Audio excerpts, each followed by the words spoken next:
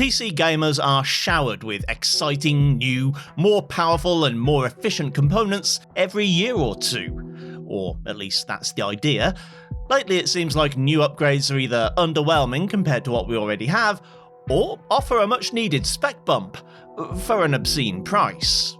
Games don't make this any easier, especially the demanding blockbuster AAAs, and it all seems like the scales are being deliberately tilted in favour of those who have more money to spend on their PCs. I know. Crazy, right? That almost never happens.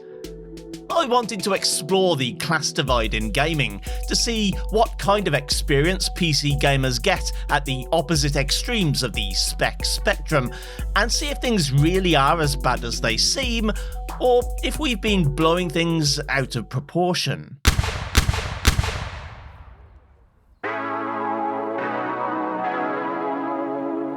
To explore the class divide in PC gaming, I decided to set up two machines, one high-end rig as a reference point for how it's meant to be played, and one universal minimum spec PC that would be broadly affordable while still ticking all the boxes for new releases.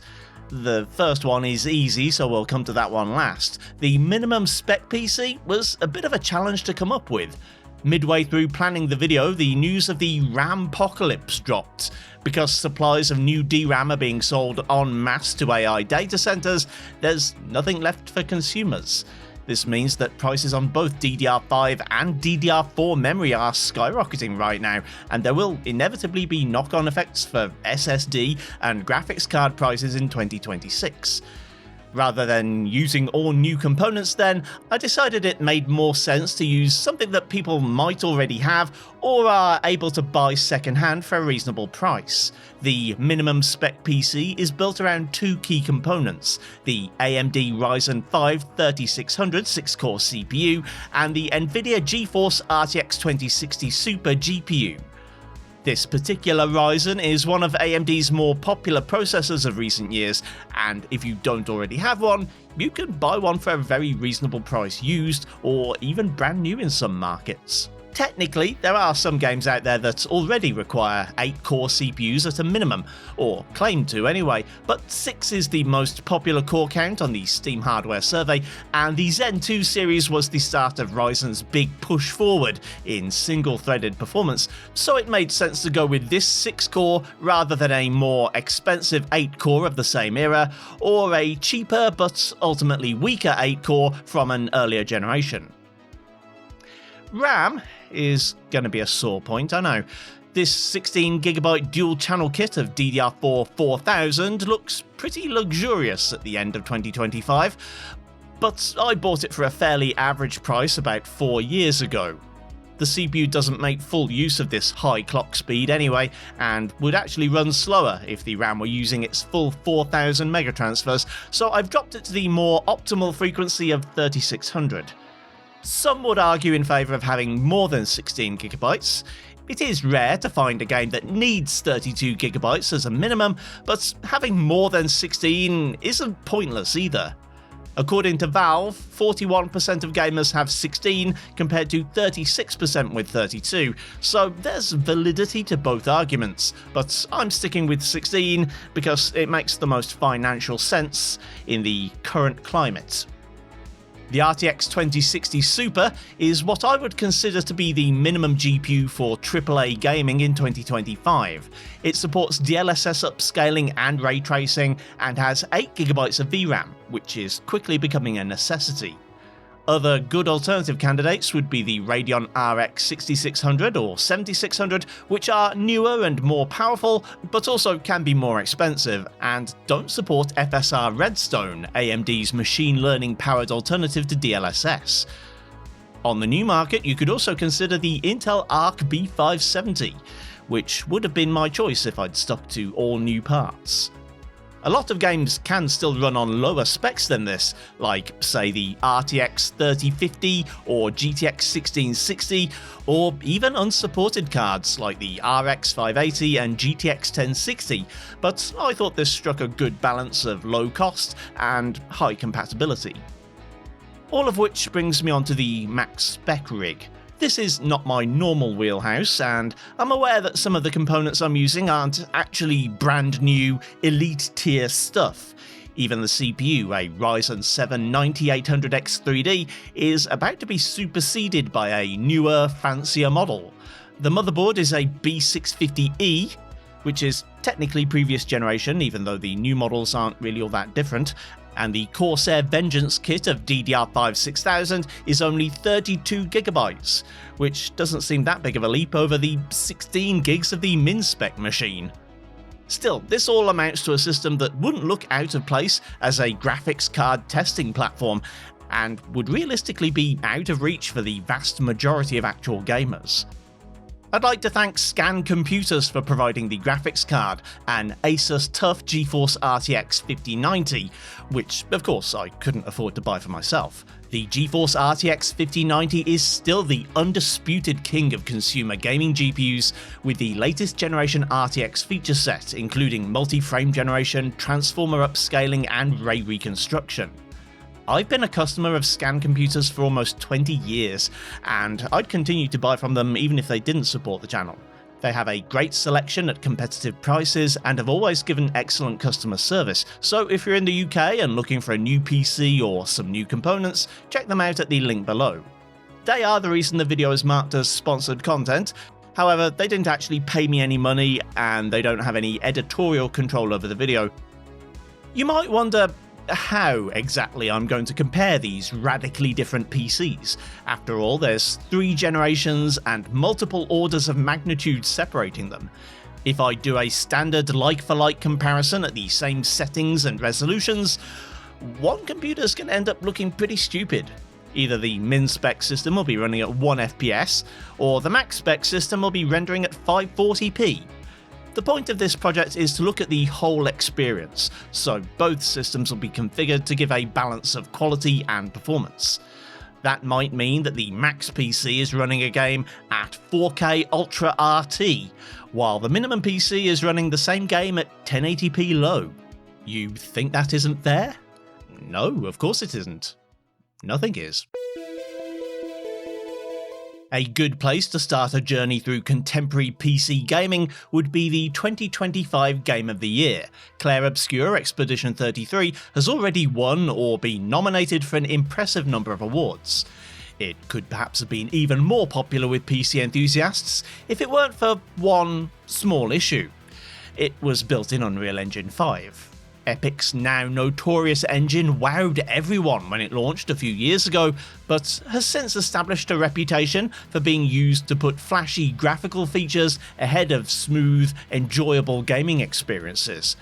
Nevertheless, it's one of the most popular engines for game developers, particularly indies and smaller studios, so it shouldn't be a surprise to see it being used here. While testing Clair Obscur this year, I've often found myself distracted by artifacts going on in the background. I should be caught up in the emotion of the scene, holding back tears as Sophie and Gustav say their goodbyes, but instead, I keep being distracted by their hair. The only solution I've found is to disable the depth of field effects, which is a shame because I usually love those effects in cinematic games. So when I say I've used Epic settings, that means everything except the post-processing option, which I've set to low.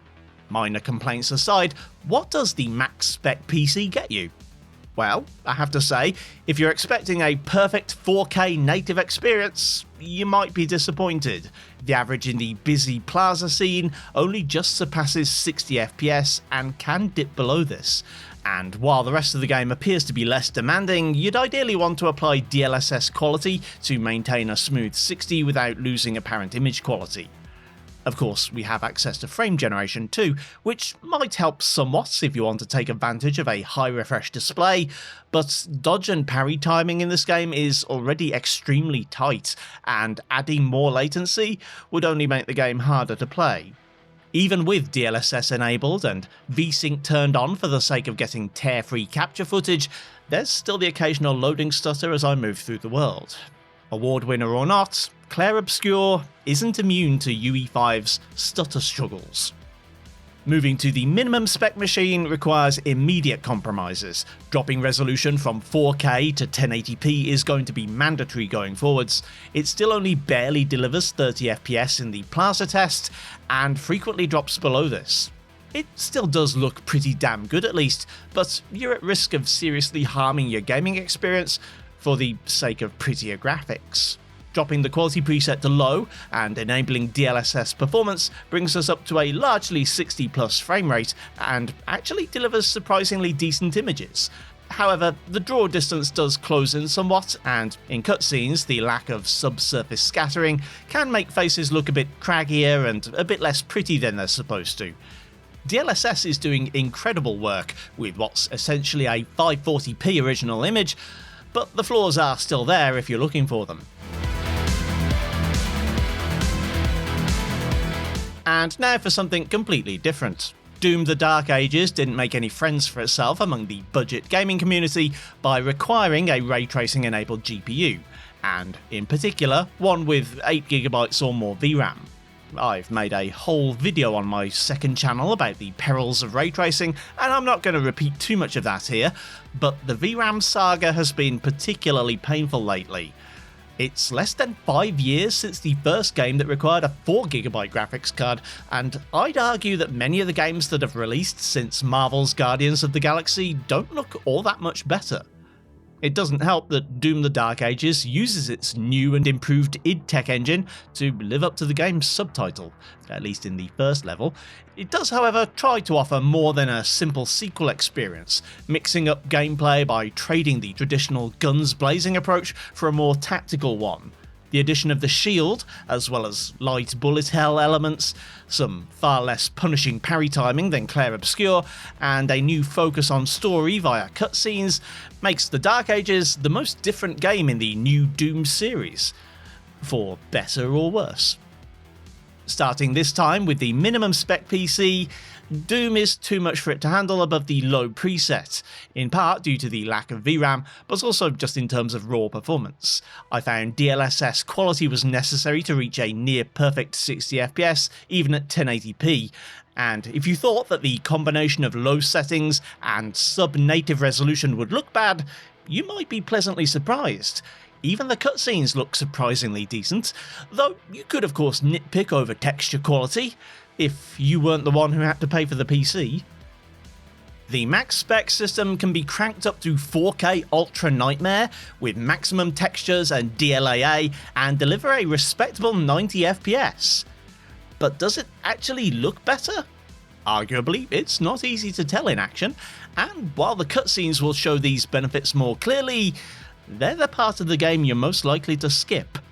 Doom does have a mode that delivers an extra edge, some visual fidelity you can't really achieve with lower end hardware, or even higher end stuff.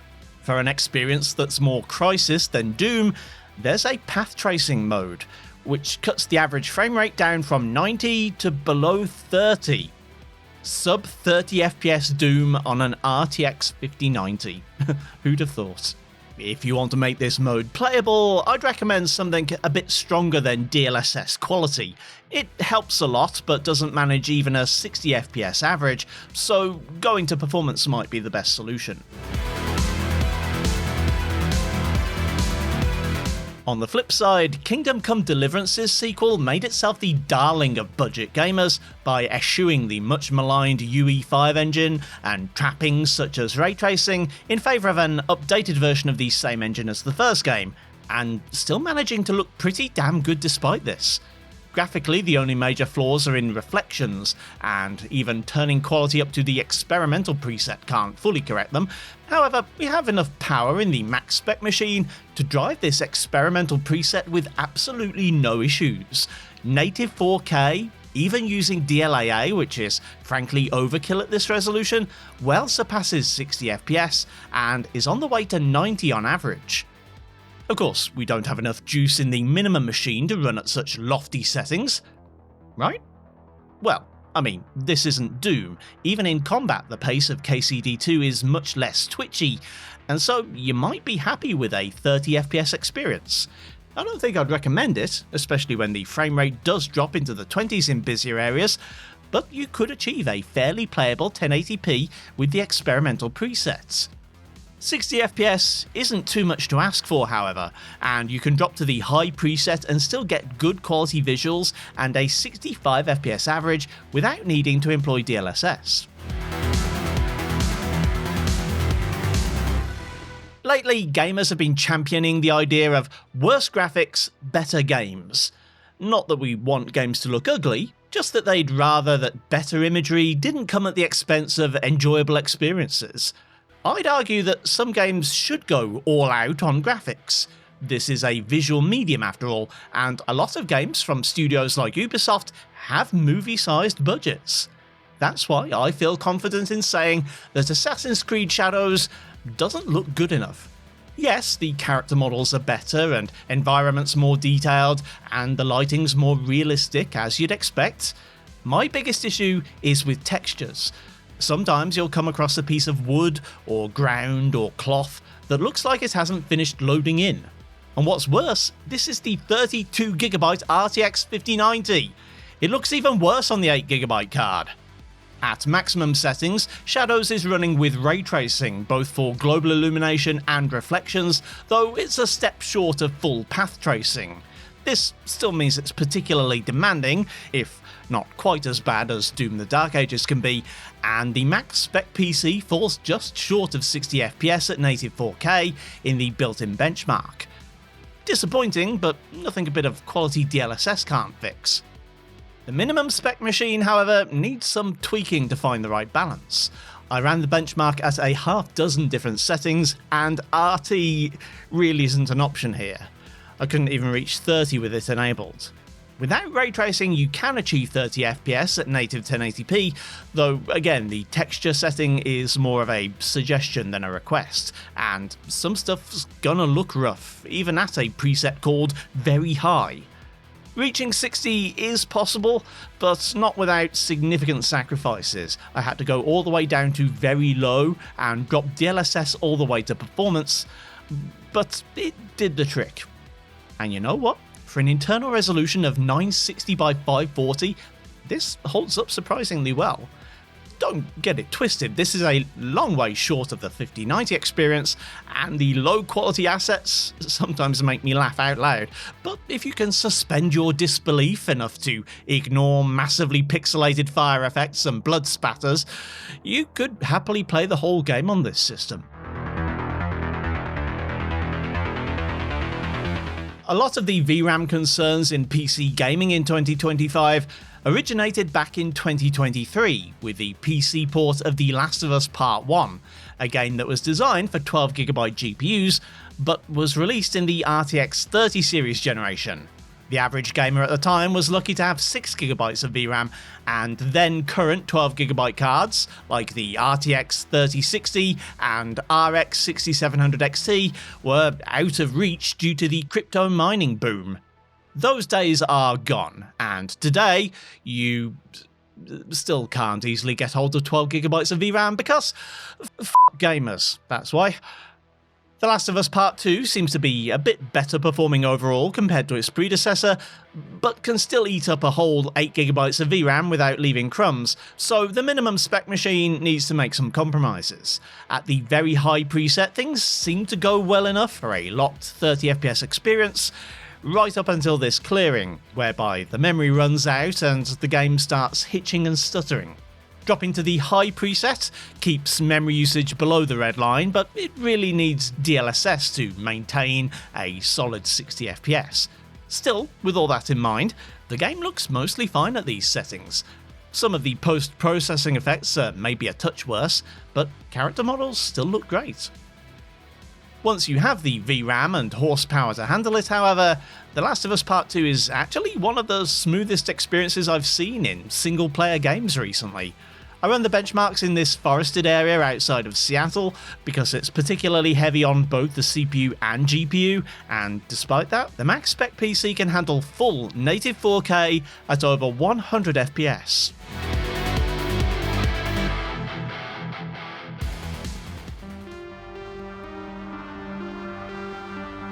Borderlands 4 is the game that convinced me it was finally time to make a video about the increasing disparity in PC gaming experiences. Gamers and internet commentators occasionally say some shit that makes me angry about how gaming PCs are supposed to be expensive and how it's always been this way, and that you shouldn't expect to get a good experience on weaker hardware because Doom and Crysis. When this happens, I usually take a deep breath and carry on with my life, because the number one rule for surviving on the internet is not showing how mad the other person's made you.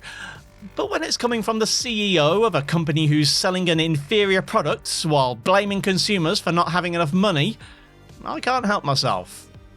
In previous years, we've looked at games like Alan Wake 2, Hellblade 2 and Cyberpunk 2077, and we've complained, sure. These were heavyweight games that needed a sci-fi supercomputer to run at decent frame rates. But they were also cutting edge. Alan Wake 2's graphics during gameplay were sometimes hard to tell apart from the live-action cutscenes. Hellblade 2 might be Push Forward Simulator 2024, but it's incredible to look at, and Cyberpunk is still the metric for what good graphics should look like in open-world games 5 years later. Borderlands 4 looks like Borderlands 3. Not bad per se, but not 48 frames per second on an RTX 5090 good either. Having Randall Pitchford telling us we need to be less afraid of performance enhancers like DLSS is like having him piss directly into our collective face while reading out the Wikipedia page on the water cycle. Moving to the low-spec machine, and we're no longer comparing these graphics to Borderlands 3. I think the first Borderlands might look closer to this, because to reach 60 FPS I had to drop to 1080p low and DLSS to quality, and honestly, I think I want to drop the scaling even further. The frame rate is mostly acceptable, but it's not consistent. The minimums are often less than half the average, and that's arguably worse than having a lower frame rate without stutters. We are technically below the minimum requirements. Gearbox recommends at least an older 8-core and a 2070, but honestly, in my time with it, there's nothing about Borderlands 4 I've found that merits spending more money on hardware. I avoided buying this game for a long time, so I didn't really participate much in the early outrage discourse. But I get it now. F*** this game. Curiously enough, EA's Battlefield series has carved itself a reputation as being the underdog in the modern military shooter genre, next to Microsoft Activision Treyarch Raven's Call of Duty Black Ops 7. This year, Battlefield is enjoying a rare win over its rival, perhaps as a result of consumer backlash against the corporations involved, or by virtue of being the better reviewed game, or perhaps simply for having the lower price points. Battlefield is even competing with COD's free-to-play Battle Royale mode, though I hate benchmarking those, so I focused on the campaign as well as the 64-player online mode. It's in the campaign that I noticed a few ways in which corners have been cut. Not just in hiring cheaper actors than Hero's very own Peter Petrelli, but also in a few bugs that haven't been busted yet. I noticed some quantum entangled Chinooks, and a man with a gun for a face. And that's all on the max spec PC. $4,000 gaming rigs can't save you from bad programming. Of course, nobody actually plays these things for the campaigns. In multiplayer, I found that the max spec PC could handle native 4K at the highest settings possible and still achieve 120 FPS. If you need more frames than that, Performance DLSS brings that up to 180, and if you're willing to drop settings, which I'm sure most competitive players are, then the sky is the limit. Well, the CPU's the limit, but still, 300 FPS plus shouldn't be a problem even without frame gen. The CPU is also the limit in the low-spec PC, and it's a much stricter one. I did have to drop settings to get there, as the 2060 Super is only barely above the minimum GPU requirement, but I found that playing at 1080p low with quality DLSS saw the Ryzen 5 3600 acting as a slight bottleneck. Still, this was achieving a 90 FPS average with lows above 60, so while you can't get a traditionally competitive frame rate from the minimum spec PC, you can get a broadly playable one. I'm terrible at these games. I never take time to practice when I'm not benchmarking them, so I only vaguely know what I'm doing, and I feel very sorry for my teammates who have to carry my ass, but I never felt like the PC's performance was the problem, and I never found myself wishing I could have turned the resolution up or increased quality settings. Arc Raiders is one of a few games that's forcing UE5 haters to eat their metaphorical hats in 2025. Unlike so many other games produced using the divisive engine, it's proven to perform quite well, even on lower spec machines. The max spec system can achieve Battlefield-like performance at native 4K epic, even with the dynamic RTX lighting enabled. That's genuinely impressive, though you do still get the occasional stutter as you traverse the landscape. It's good UE5, but it's still UE5. Even more impressive is performance on the minimum spec PC. Sure, it takes more than simply dropping resolution. At native 1080p, the ray tracing proves too much, and you'd have to make do with a reasonably solid 30+. That being said, choosing static lighting instead of dynamic and adding quality DLSS, the average almost doubles from 37 to 73 FPS. You lose the nice RT global illumination, but that doesn't really affect gameplay so much as it does enhance immersion, and frankly, I think most people will be fine without it. One of the side effects of gaming's increasingly high cost has been something of a backlash. The rising cost of AAA games and the PCs needed to run them is contributing to a rising popularity in cheaper games. The beauty of a game like Megabonk, besides having a name that'll make any British person spit out their tea, is that everyone can have the same experience playing it. You can increase the resolution, but the image quality doesn't improve. You can increase the FPS, but you don't get a more enjoyable or competitive experience.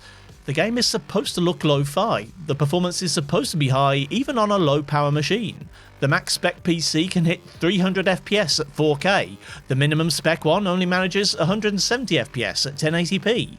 A potato PC with a GT 710 can probably hit 60 FPS if you drop the resolution low enough. Who cares? It's all the same. And if you want to talk about parity between a cheap PC and a $4,000 one, how about Dispatch? Arguably it's borderline not actually a video game, especially if you do the sensible thing and turn off QTEs, but this thing's a long sequence of video clips with occasional multiple choice prompts and a superhero dispatching minigame that's too short, damn it. It'll look and play the same on a Steam Deck as it will an X3D powered beast. Sure, it's less of a real game than, I don't know, Borderlands 4, but I've played this 3 times in a row just to get the best ending, and I can barely bring myself to play Borderlands 4 for long enough to benchmark it. Sorry, I'm dragging Dispatch into my anti-Borderlands diatribe, and it deserves better than that. Oh, and FYI, the best ending was Coop and Waterboy on the team, Sonar defeated and forgiven, Invisigal makes the sacrifice play, Dated Blazer, spared Shroud. This whole video is in danger of turning into a showcase of the best and worst parts of Unreal Engine 5. Honestly, I usually try to make these videos more technically diverse than this, and I've already featured 3 UE5 titles, but I also wanted to sneak in some Fortnite. It has bold, distinctive graphics that really display the different quality settings well, it can show off a lot of UE5's best graphical features, and the replay feature means I can edit perfectly between clips. It's also a competitive game, and like most competitive games, it doesn't exactly cry out for fancy graphics. But this is Epic's way of selling their engine to other developers, so if they have a new trick, they're gonna put it in Fortnite. With Lumen, Nanite and hardware ray tracing enabled, the max PC is stressed pretty hard, and the average is only 86 FPS. Fine for casual play, less so for sweaty gamers. Simply pushing the DLSS switch increases the average to 103, but getting into really high frame rates means turning off the fancy RT effects. The minimum PC, meanwhile, can't really deliver a playable frame rate without skipping the ray tracing. At 1080p with otherwise epic settings and quality DLSS, the average is an acceptable but not brilliant 74, and while the game looks good, it's not, Wow, I want to use this tech to make my game. Good. With that in mind, owners of lower spec machines might as well give up the pretense and skip straight to competitive settings. At 1080p low without upscaling, the CPU is becoming the limiting factor at times, but the average FPS is now over 150. Counter-Strike 2 does not use Unreal Engine. Hooray! It's also one of my go-to games for running on lower spec machines. I know some purists preferred CSGO, but my experience of playing in the global offensive days was far more negative, and I've generally enjoyed playing CS2 more than almost any other competitive FPS. That being said, people who want to play Counter-Strike usually aim for high frame rates, and in that regard there's a pretty big disparity between the two systems. Case in point, I tested the max spec PC at 4K very high settings, and the GPU was operating at roughly 99% utilization the entire time, meaning I could have dropped resolution and quality to get a higher FPS. As it is, the 5090 was the bottleneck, and although I saw a fairly impressive 344 FPS, the Ryzen X 3D CPU could definitely have handled even more. Meanwhile, I turned the minimum PC's resolution down to 1080p, but retained the very high quality preset, so with the high GPU demand and lower performance, you'd expect that the RTX 2060 Super would still be the bottleneck, right? Nope. The Ryzen 3600 manages to hold it back, so even dropping settings or adding some FSR upscaling wouldn't help increase the frame rate much. In Dust 2, deathmatch meant for an average of 133 FPS, and although this type of game doesn't really benefit from higher image quality all that much, there's no harm in it either. Overclocking might be an option, though historically Ryzen chips haven't gained all that much from this, and the best solution would be upgrading the CPU to something from the 5000 series. So, about the title of the video. I can pretty much predict what some of the comments are going to look like ahead of time, and I know there's a certain amount of contradiction here, but let me defend myself. Firstly, yes, to a degree, specs absolutely matter. None of these games will run on a 486 with MS-DOS. There are still computers out there in regular use running modern operating systems with familiar features that fall below the minimum requirements of modern games. DirectX 12 features, updated drivers, TPM and secure boot are all things that some relatively modern hardware doesn't support anymore, and that means some games just won't run. Also, because of the nature of PC gaming, some hardware is in an interim stage. Graphics cards that can still technically support most games, but which will be forced to run at the lowest quality settings, lean heavily on upscaling to the point where graphics are seriously degraded, and perhaps still not be enough to provide a smooth gaming experience. To some people, even my fairly humble minimum spec PC would be an upgrade, and one they might not be able to afford. Secondly, specs only really matter up to the point where they affect how you play, and in that sense, you need to ask yourself exactly what is and isn't important. Is 4K important? If you have a 4K display, and if you bought your TV in the last 10 years, then there's a good chance you do, then it might be important to you.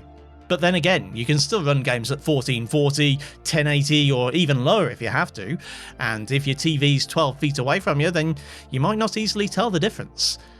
Is a high frame rate important to you? Are you content playing cinematic games at 30 FPS? Do you shudder at the thought of stutter and demand a smooth 60 across the board? Or do you only play fast-paced action games and need hundreds of frames to satisfy your bloodlust? Are you willing to drop image quality in pursuit of frames? Are you willing to lock at a cinematic frame rate if it means more beautiful graphics? Or do you want the best of all worlds, with perfect 4K visuals and high frame rates, and are willing and able to pay the equivalent of 552 hours of US federal minimum wage to get it? Plenty of people will argue that all that matters is that you enjoy the game. All you need is a stable frame rate with no crashes or game-breaking glitches, and the rest is up to the developers. If you're worrying over dynamic lighting, pixel-perfect shadows, and physically accurate reflections, if you're writing off a gaming experience because the draw distance is too close, or the details are too soft and there's motion artifacts, you're probably focusing too much on the minutiae and not actually trying to enjoy the game.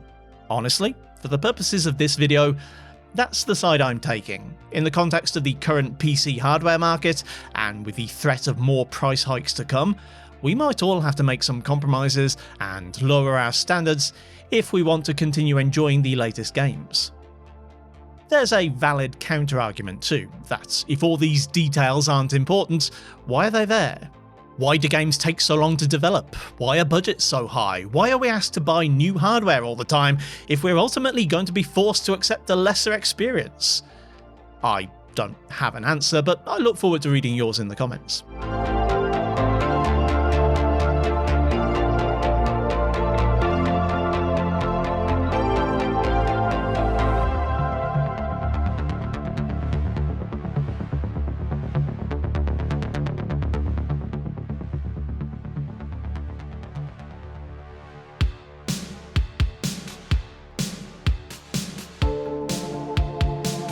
The two faces of PC gaming are not so different from each other, as it turns out. One looks and plays exactly like the trailers, with beautiful lighting and detail and smooth frame rates, though it isn't always quite as perfect as you might expect. The other face is compromised, sure, but perhaps it's not quite as bad as I'd have feared either. You don't get to play quite the same game you saw in the trailers, but if the game is actually fun to play, and has a story that doesn't need photorealistic graphics to tell properly, then you could probably put up with the occasional inaccurate shadow or low quality blood spatter. I'm not going to tell you there's no point in getting a better PC than this minimum spec PC. You could get a far better experience with just a couple of choice upgrades. But you also don't need to feel bad for not having something better than this, especially as it looks like, for the foreseeable future, upgrading won't always be possible. Maybe your friends will take the piss out of you for not having a higher spec machine, but fuck them. I don't have any friends, and I'm doing just fine. Going into 2026, I want to keep this min-max project going. My plan is to test every major new game release on these two PCs for at least the next year. Yes, I've finally run out of ideas and I'm just going to start copying Crisp. Also, for those of you who are going to ask, where are the good games like RDR2 and Cyberpunk and insert your favourite game here, then I'm going to make that video too. If you'd like to help fund this project and others on Iceberg Tech, there's a link to my Patreon in the description.